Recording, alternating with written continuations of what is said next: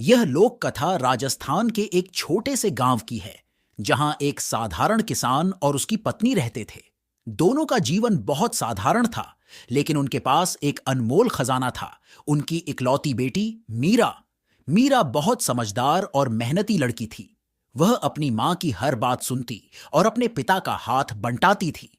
उसकी खूबसूरती और समझदारी पूरे गांव में मशहूर थी। गांव के पास एक घना जंगल था, जिसमें एक पुराना पीपल का पेड़ था। गांव के बुजुर्गों का मानना था कि उस पेड़ पर एक जादुई आत्मा का वास है, जो किसी को भी उसकी सच्ची भक्ति के बदले में वरदान देती है।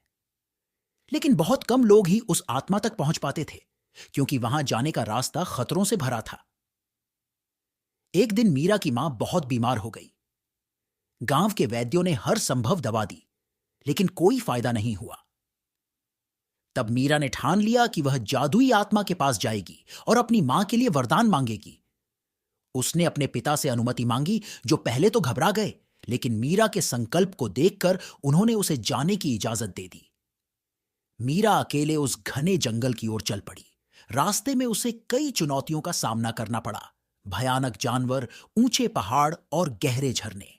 लेकिन मीरा का हौसला बुलंद था।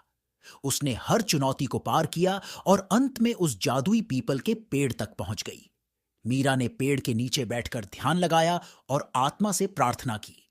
उसकी सच्ची भक्ति से आत्मा प्रसन्न हो गई और प्रकट होकर बोली, बेटी, तुम्हारी भक्ति ने मुझे प्रसन्न किया है। तुम जो वरदान मांगोगी, वह मैं तुम्हें दूंगी। मीरा ने विनम्रता से कहा, मुझे अपनी मां की सेहत वापस चाहिए। आत्मा ने वरदान दिया और मीरा को आशीर्वाद देकर वापस भेज दिया। जब मीरा घर लौटी तो उसने देखा कि उसकी मां पूरी तरह से ठीक हो गई है। गांव के लोग मीरा की बहादुरी और भक्ति की कहानियां सुनाने लगे और उसका नाम सदियों तक याद किया जाता रहा। इस लोक कथा से हमें यह सीखने को मिलता है कि सच्ची भक्ति और साहस से हर मुश्किल का सामना किया जा सकता है।